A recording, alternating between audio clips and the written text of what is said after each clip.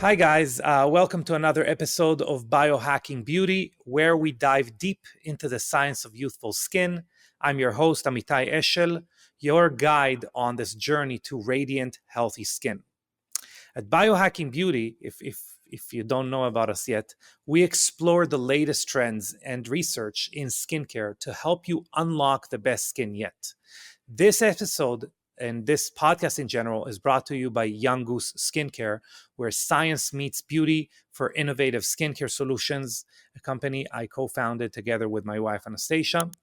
Today, we're taking a closer look at a specific ingredient. It's going to be a new kind of theme for some of the podcasts we're going to have, which is called Spotlight. So today's Spotlight is probably the most requested. It is looking at hyaluronic acid, a popular but often misunderstood skincare ingredient. The question is it overhyped, or does it deserve a place in your skincare routine? So let's find out. So hyaluronic acid is one of those skincare ingredients that is simultaneously overhyped and undeserving of its bad rap at the same time. Why? Well, it's a humectant, meaning it grabs onto water and keeps it in the skin via hydrogen bonding. This prevents water loss and helps maintain skin hydration. Just remember the fact that it bonds hydrogen. We're going to touch on it in a second. Some common misconceptions. Many people believe hyaluronic acid steals water from the deeper layers of the skin, but this isn't true. Most water in the skin is already bound, and hyaluronic acid helps retain it rather than deplete it. Another myth is that it's inflammatory or harmful, but there's no credible evidence supporting this. Actually, on the contrary. Some of the benefits of hyaluronic acid is that it plays a crucial role in skin hydration, helping reduce transepidermal water loss, or TEWL, and maintaining the skin barrier. So that's something I believe is quite important to touch on, that the way hydration works as far as like imbuing more hydration onto the skin is not actually by adding hydration. This is a myth, but what we're trying to do is to prevent water loss, improve water retention. And this can be done in many different ways. Hyaluronic acid is actually a good ingredient at doing that, as opposed to, for example, fats. Normally, oils and fats that you apply to the skin, they might feel hydrating, but they actually are very poor at preventing transepidermal water loss, and they actually do not hydrate the skin because they don't get bound. So they're basically there's no carryover effect. You apply it on the skin, it feels nice. If you washed your skin, the skin is not more hydrated, nor did it prevent transepidermal water loss, for that matter. So you could feel hydrated, but get dehydrated in the back end.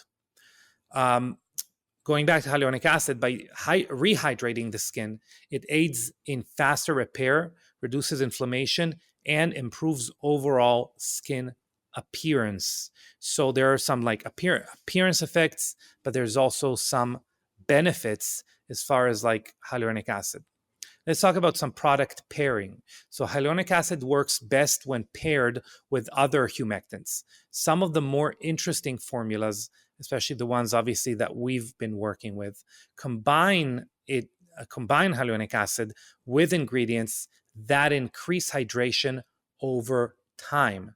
So some examples, or my favorite example, obviously, is going to be Ectoin. Ectoin is it's going to have its own spotlight, but Ectoin does increase hydration over time.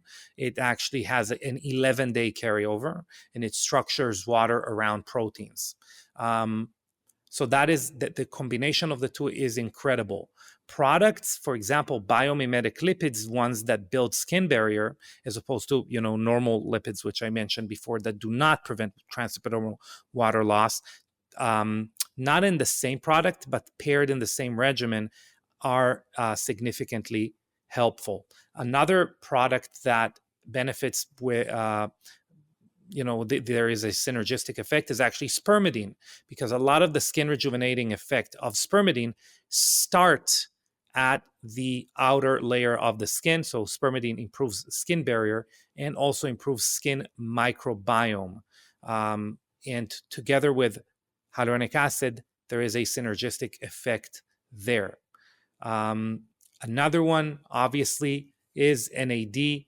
For the same reason, NAD improves skin barrier function, and together with hyaluronic acid would actually assist it in doing so. So these are some good pairings. Another one would be MAP, magnesium ascorbyl phosphate, vitamin C. This is a water-soluble vitamin C, and it actually has much higher attention kind of at skin surface. So, for example, in our youth reset serum, we've added hyaluronic acid there because we were dealing with these other ingredients: ectoin, spermidine, NAD precursors, et cetera, et cetera, et cetera. And these are products that actually work very, very well together. And also, obviously, other humectants, anything that would increase kind of or decrease transepidermal water loss would benefit from the combination with ectoin. So let's talk a little bit about the broader perspective on skincare ingredients, and kind of beyond hyaluronic acid, because it's important to see hyaluronic acid as I said, as a part of a broader skincare regimen. It's a supporting player that works well within a comprehensive routine. Other effective humectants that I alluded to before is, for example, glycerin, which we use in our hyperbaric mask. So that would be a product to look to combine within a routine. Polyglutamic acid, which we do not use, but is a very good product to combine it with. Betaine is another one, and there are more, the ones that I mentioned before. I'm trying to give you examples of ingredients that we don't use, as well as ingredients that we do use. So to recap, hyaluronic acid is a valuable ingredient in maintaining skin hydration, but it's most effective when used in combination with other hydrating ingredients. I would like to remind you that skincare is about finding the right balance and combination of ingredients for your unique skin needs, and actually for your unique skin kind of characteristics and function. So that is a great kind of single ingredient to explore your skin's interaction with it. But I would love to hear from you. So actually, we love hearing from our listeners. If you have a question about hyaluronic acid or any other skincare ingredients that you would like us to cover, leave us a review and your question on Apple Podcasts, and we might answer it on our next Spotlight episode. I really want to thank you for tuning in to Biohacking Beauty. Don't forget to subscribe and share this podcast with anyone looking to enhance their skincare routine. And until next time, keep biohacking, keep pushing yourself to elevate your health standards, and we'll see you here next time. Thank you very much.